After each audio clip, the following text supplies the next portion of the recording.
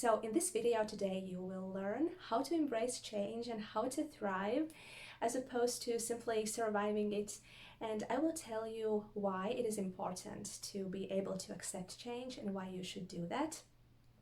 I will also walk you through the 4 main stages of our relationship with change, so what happens in each of those stages, and stick till the end of this video because I will also give you the main solution for each stage, so what you should be doing in order to truly embrace each stage and the change and to really create the life that you want.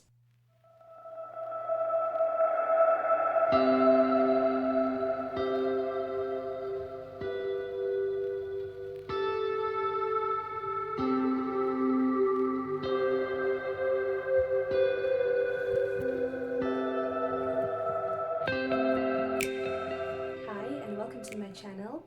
My name is Diana and I am very glad to have you here today. And today, guys, I really want to talk with you about change.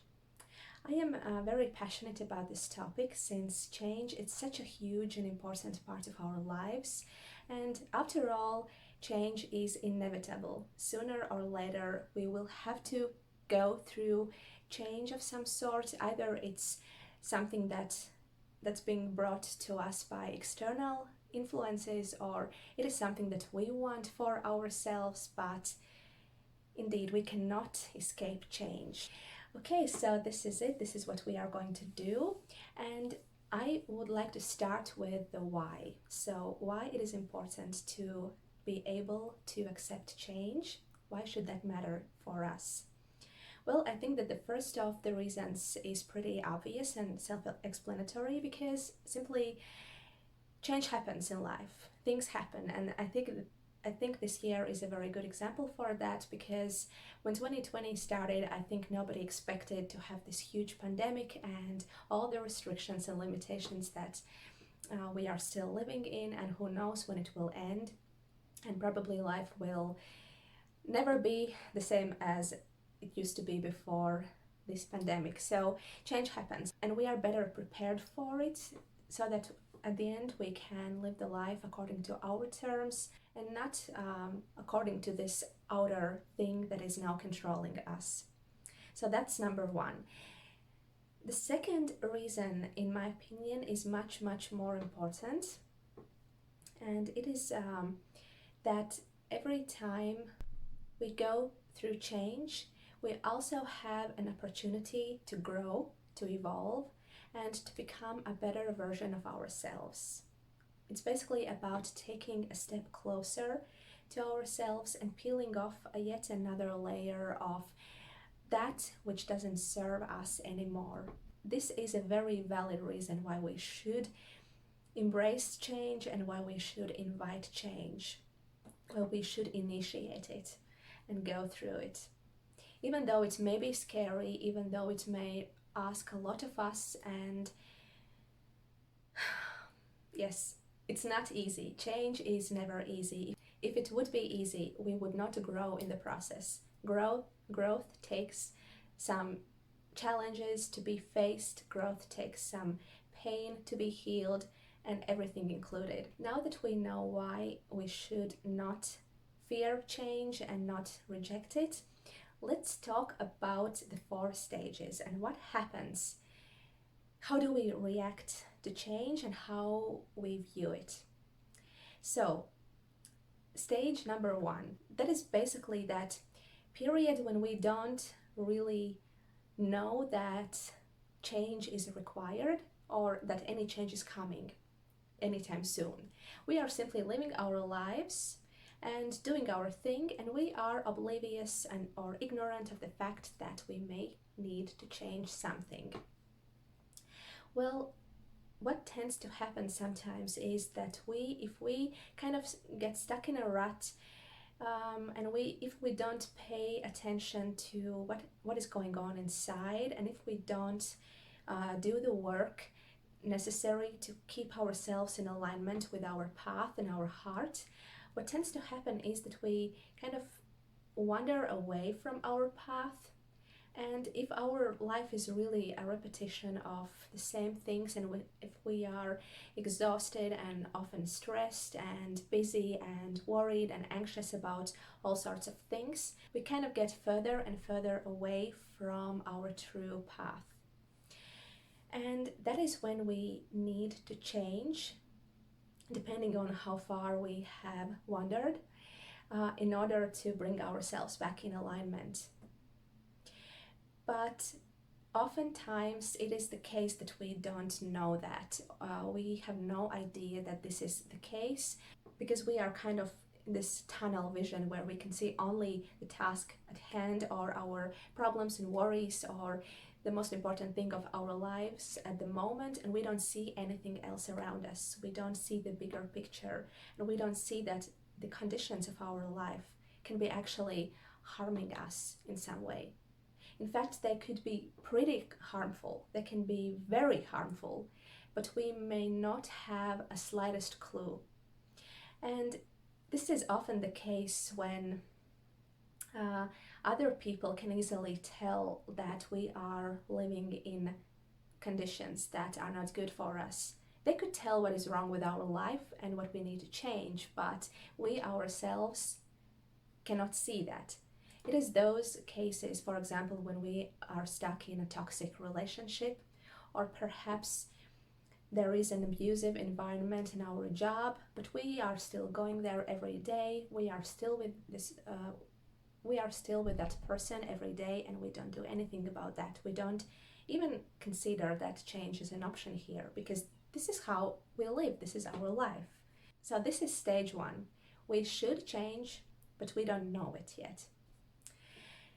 And then we move on to stage number 2, which is that moment when we finally start to suspect that something could be off about the way we currently live. And this can create a bit of a discomfort for us, because that is that little voice inside that is finally waking up and starting to warn us that perhaps we are doing something wrong, something that is not in our highest good. And at this point, what we may want the most is to silence that voice, to shut it down, because we don't want our current life, our current paradigm to be challenged in any way.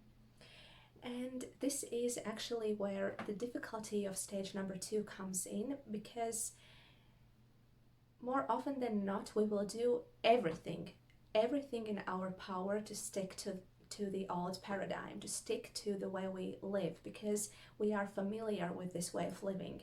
We feel safe.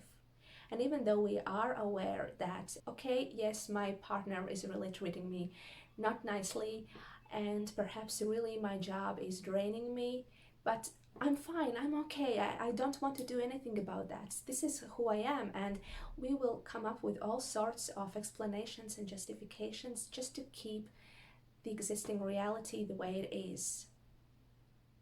But the interesting thing about stage 2 is that internally we already start to develop this awareness about our highest good versus our current life and our current reality, and the gap between the two, that we are not in a line with our highest good. And yes, this stage can trigger a lot of resistance in us. We could be very defensive when it comes to our life, especially if somebody comes to us and says something about that and suggests that we should do something about that. No, we don't need to do anything. We are fine. Just leave me alone. I'm fine. I don't want to do anything. I don't want to even listen to you. Just go away. So that is what we are telling ourselves, and that is what we are telling other people who are trying to interfere in one way or another. We don't want to hear that. We want that discomfort to go away, but we don't want to do the right thing, which is to change. We just want to sweep it under the carpet. So that is stage 2. Now we move on to stage 3, which is that point when that little discomfort has grown so huge that we can no longer ignore it, no matter how hard we try. It is impossible. At this point, at stage 3, we cannot deny that there is something totally wrong with our life, or there is a part of our life that really needs fixing, or there is a problem that needs to be solved. Basically, in stage 3, we become acutely aware of this issue. And depending on how capable we feel of fixing this issue, it can feel more or less uncomfortable. But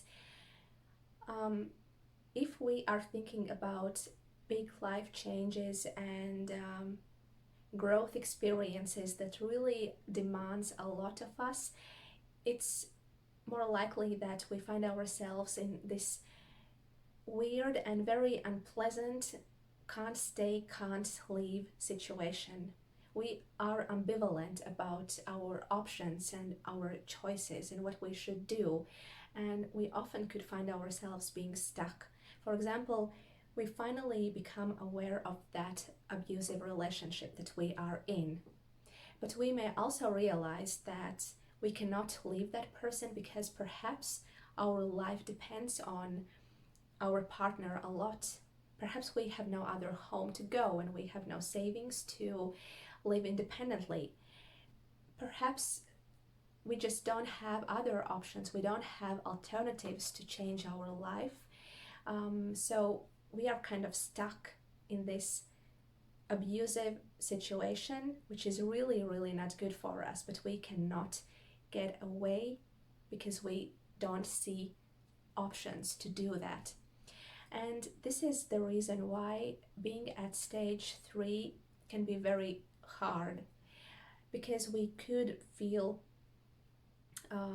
indeed that we are stuck and we cannot do anything. We could feel helpless.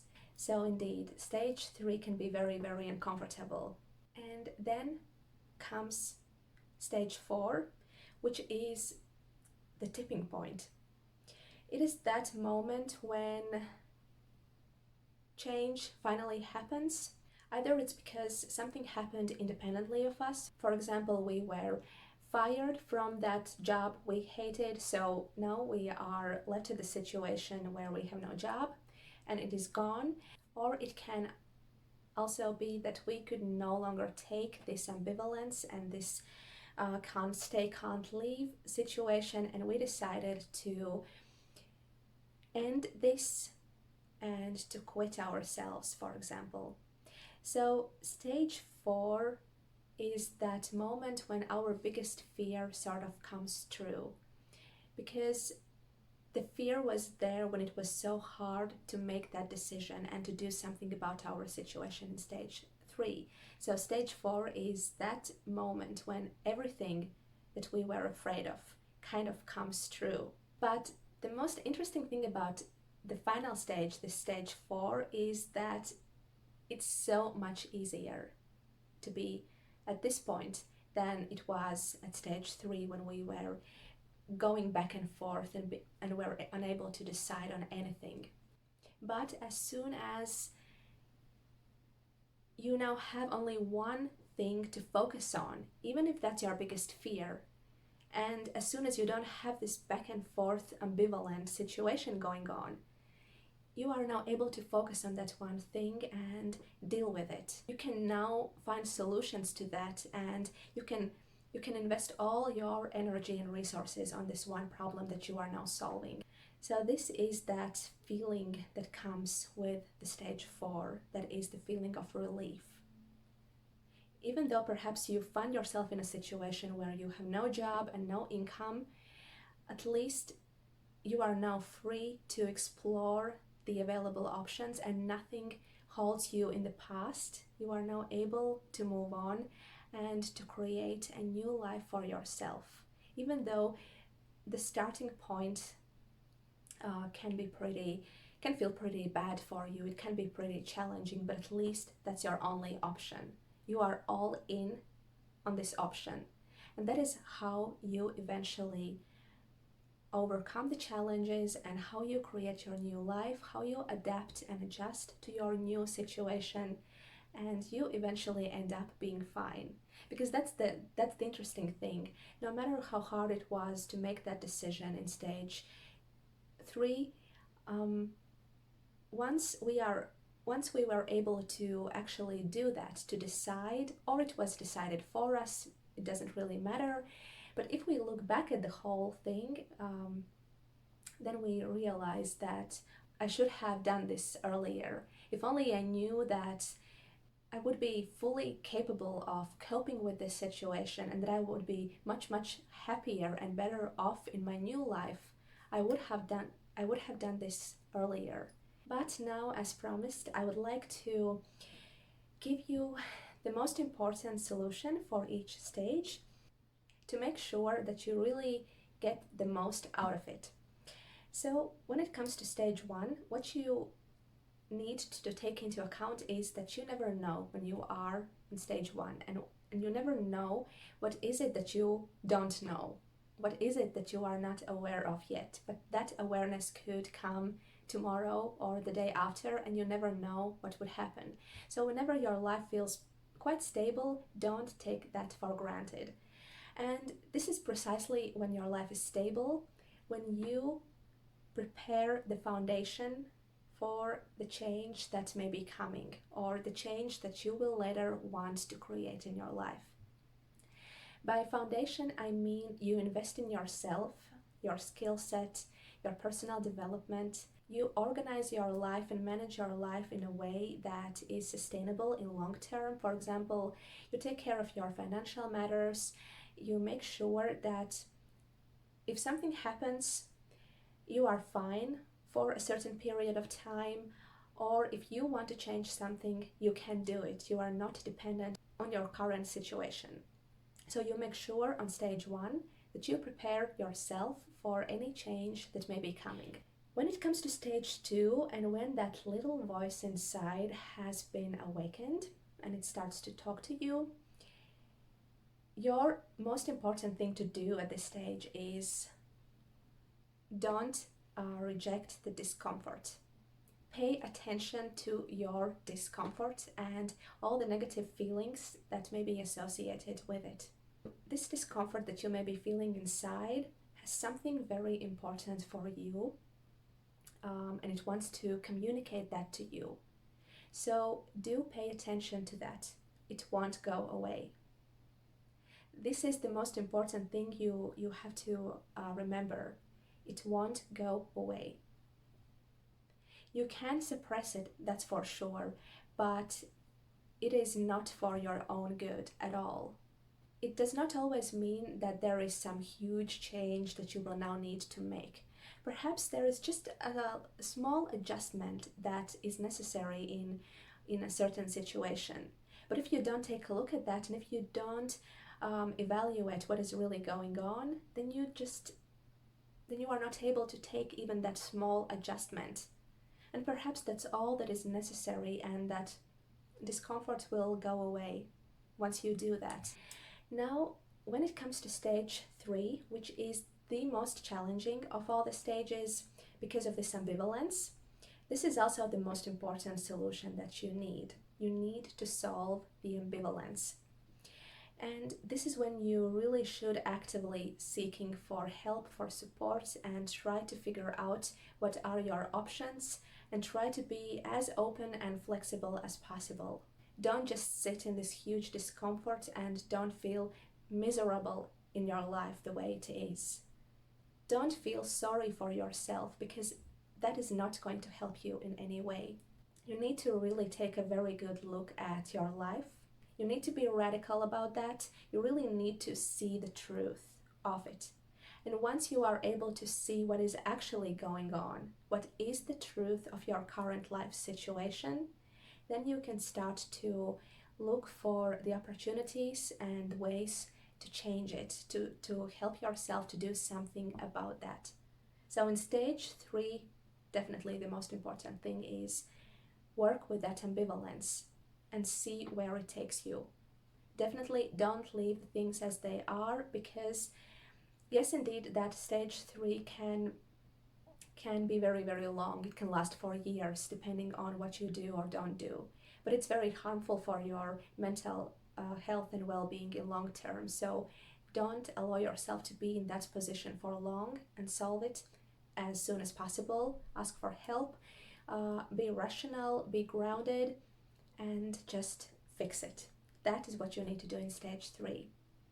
And when it comes to stage 4, um, there is actually not much advice to give, because that is your new life. That is the beginning of your new life. And even though it may be messy and chaotic at the beginning, and perhaps you didn't really want to be there in the first place, but the thing is, you are. This is now your new reality and your new life, so don't look back.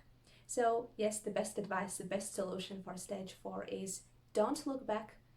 Don't try to bring the past back.